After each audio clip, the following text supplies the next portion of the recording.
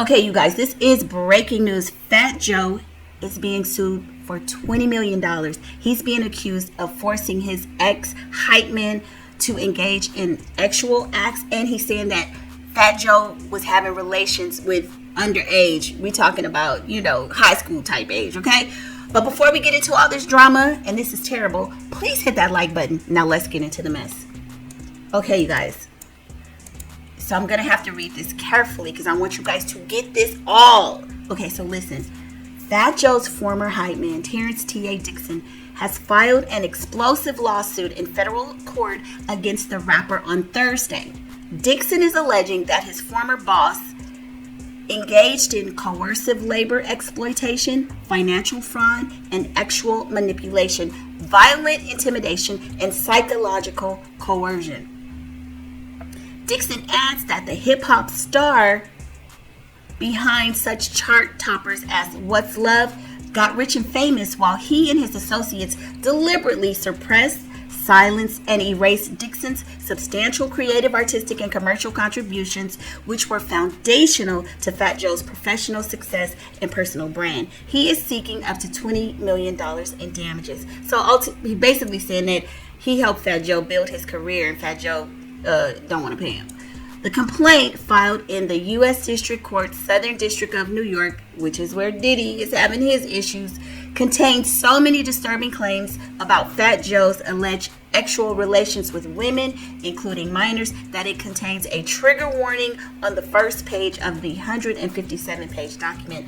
Now, this is eerily sounding like what happened to Cassie. Remember, Cassie filed her complaint, which got Diddy in all of this mess. So, Fat Joe may be sitting there just like Diddy pretty soon. The feds are probably going to pay attention to this. For 16 years, Dixon served as Fat Joe's so-called hype man, a common figure in hip-hop who supports the artist by energizing the crowd and enhancing the overall performance. He also contributed as a lyricist and background vocalist on such hits as Congratulations, Ice Cream, and Money Over Bees.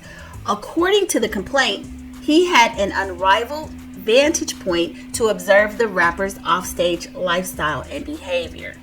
Friends always know what you're doing behind the scenes. Dixon is represented by Tyrone Blackburn, who is also the lead counsel in a high-profile case against Sean Diddy Combs. In February 2024, Blackburn filed a lawsuit on behalf of Diddy's accuser, Little Rodney, alleging sexual assault, sexual harassment, and failure to pay his underling.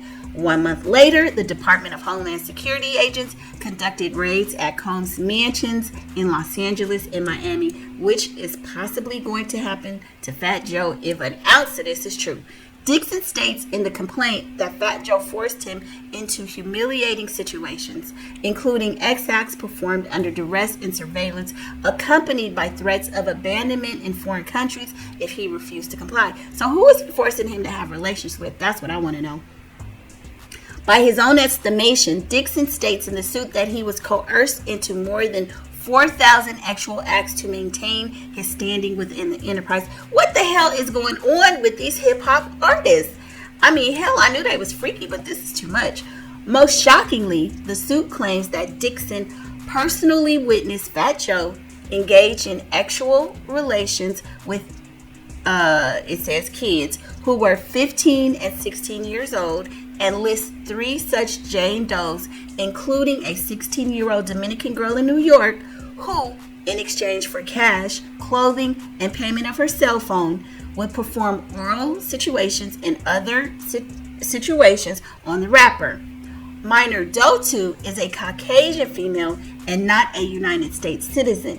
Fat Joe began having relations with Minor Doe when she was 15 years old after a concert overseas. Defendant flew Doe to New York City and Miami, Florida on multiple occasions. Oh, here we go. Trafficking or the Mann Act, right? Due to Minor Doe 2's body being adolescent and not fully formed, defendant paid for her to get a Brazilian butt lift. Why didn't you just get a grown-ass woman, perv, if this is true? Minor Doe 2 eventually left defendant and is now married to a professional athlete, the complaint says. Minor Doe 3 is a Latina female who met the defendant when she was 15 years old, turning 16. Lord have mercy. This is sickening. He gonna be there next to R. Kelly if any of these allegations are true.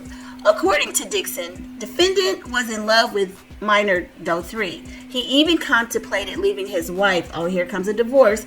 The defendant paid all minor Doe 3's bills and even took her overseas to his tour stops. He brought her to Florida and would put her up in a condo he rented a few blocks from his house with his wife. Oh, Lord, the lawsuit states. In a recorded conversation, minor Doe 3 and her 15-year-old cousin described in detail to plaintiff how inappropriate it was for defendant, who was in his late 30s at the time, to be fawning over children. Oh my God. Defendant in the suit also include Pete, Pistol Pete, Torres, and Richard Rich Player Despritre, sorry if I said it wrong, who the complaint refers to as key associates in Fat Joe's criminal enterprise, asserting civil claims for violations of Trafficking Victims Protection Act and the Racketeer Influence and Corrupt Organizations Act, also known as RICO, as well as related violations under New York and Florida law, including unjust enrichment, quantum meruit, fraudulent concealment, fraud, intentional infliction of emotional distress, and money laundering. The suit additionally names, I'm about to fall off this chair, you guys. The suit additionally names Jay-Z's Roc Nation, claiming that the company, which represents Fat Joe, knowingly participated in concealing, transferring, and manipulating Dixon's authorship rights and royalty interests and sought to intimidate, harass, and obstruct the hype man's legitimate claims against Fat Joe, Torres, and Despritre. According to the lawsuit, the defendants engaged in deliberate tax fraud schemes in an effort to conceal their extensive wage theft, artificially inflate Dixon's tax liabilities, expose him to unwarranted tax audits and penalties, and systematically obscure and exploited labor. The complaint cites a whistleblower accountant who came forward last year, as well as recorded phone calls that helped paint the picture of the alleged misdeeds. This is definitely going to be he's probably going to be indicted. The move comes after Fat Joe sued Dixon in April for slandering him on social media by claiming that the Bronx-born rapper, who enjoys high-level political connections, flew a 16-year-old girl across state lines for relations. That suit also named Dixon's lawyer Tyrone Blackburn, claiming the pair tried to shake him down for a settlement. This is the right way to fight Joe, through the system. You can't fight him no other way, Dixon tells Variety in an exclusive interview. Joe thinks he's a god. Joe thinks he's untouchable. Same thing they said about Diddy. Dixon's suit against Fat Joe goes much further than his social media posts and states that he endured a wide spectrum of actual coercion, psychological control, forced exhibitionist, and surveillance-based humiliation, including being compelled to perform X acts under observation, being filmed and directed by Fat Joe in the presence of others, tactics designed to control plaintiff's body, erode his autonomy, and ensure silence. Whew.